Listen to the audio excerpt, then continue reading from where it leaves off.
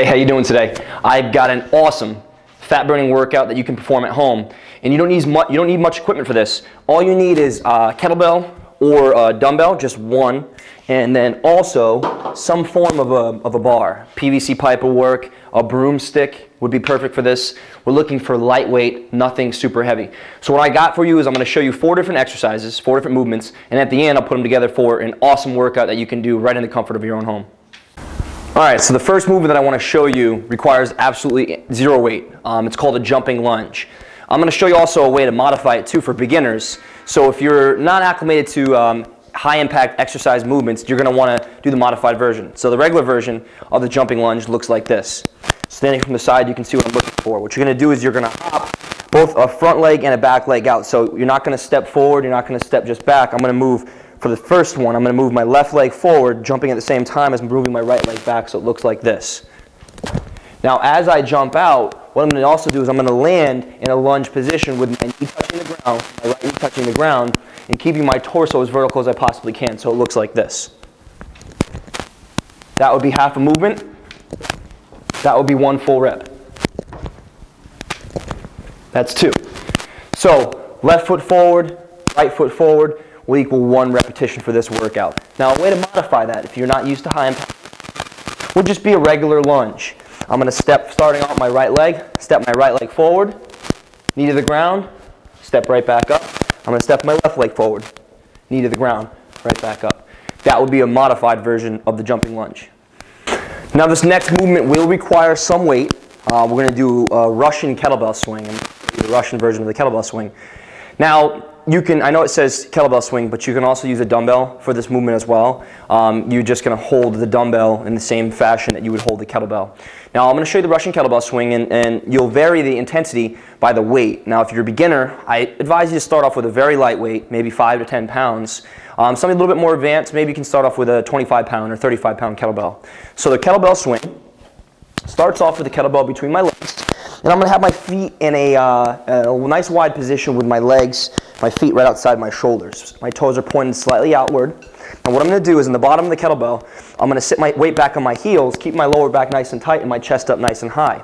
Looking forward, looking parallel, never will I have my head looking up or my head looking down. I'm going to stay straight the entire time. What I want to do is I want to take my hips, return them right back to the midpoint, right back to my normal standing position as fast as I possibly can. Now as I do that, I'm keeping my lower back nice and tight, and I'm gradually going to guide my arms up with the kettlebell about chest height. So a kettlebell swing, a Russian kettlebell swing, looks like this. Weight back on my heels. As I extend up, I bring my arms up and I come right back down to the reset position here.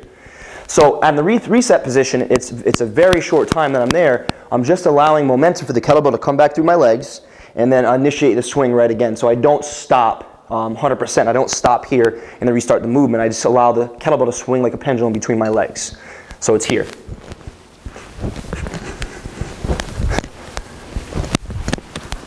That would be a Russian kettlebell swing. All right, the next move I'm going to show you, again, requires no weight. What we're going to do is what's called a Mason's twist. Keeping my feet elevated up off the ground with my back in about a 90-degree angle with my legs here, what I'm going to do is I'm going to touch my hands to both sides of my body.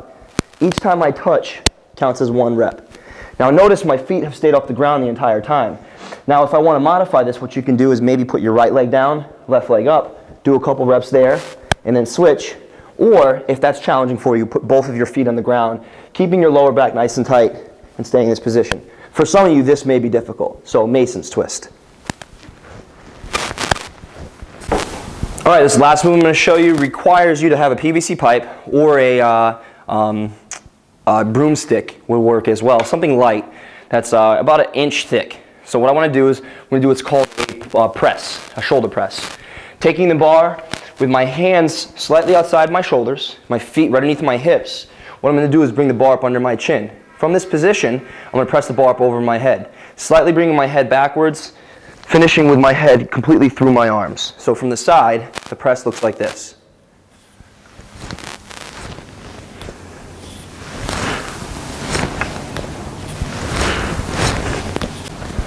Last move I'm going to show you is what's called a plank hold. Plank hold, I'm sure you've seen it around, simply as this. Forearms and touching the ground, on the ground, lower back nice and straight, hips not on the ground, and it's just in a nice solid position. If you need to rest, you drop your knees down and get right back up in the plank position. So utilizing those movements that I showed you, I'm going to put together a killer workout you can do at home. Shouldn't take you any more than 15 minutes. The workout is going to look like this. You're going to do 5 rounds of these movements. First off, 5 jumping lunges, followed by 10 kettlebell swings, followed by 15 PVC presses, finished off with 20 Mason's twist, and then immediately after that you have to do 60 seconds of a plank hold. So the 60 seconds of plank hold, it could be 15 seconds on, then rest, then another 15 seconds on, then rest. You've got to accumulate a total of 60 seconds worth of that plank hold. That will be 1 round. You're going to complete that 5 times. So what I'm going to do right now is I'm going to perform 1 round for you, super fast speed, and to show you just how easy and awesome this workout is.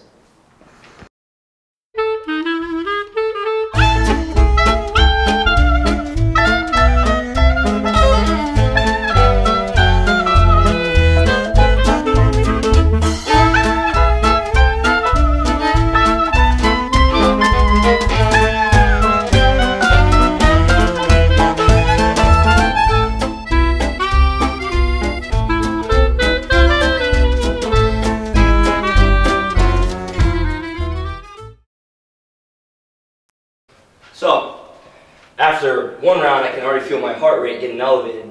Now, what you'll do is you'll feel really, starting round 3, 4, and 5, those plank holds will get very challenging. Now, if you wanted to step this up a little bit, instead of doing 5 rounds, you could just set 15 minutes on the clock and keep repeating this over and over again for 15 minutes.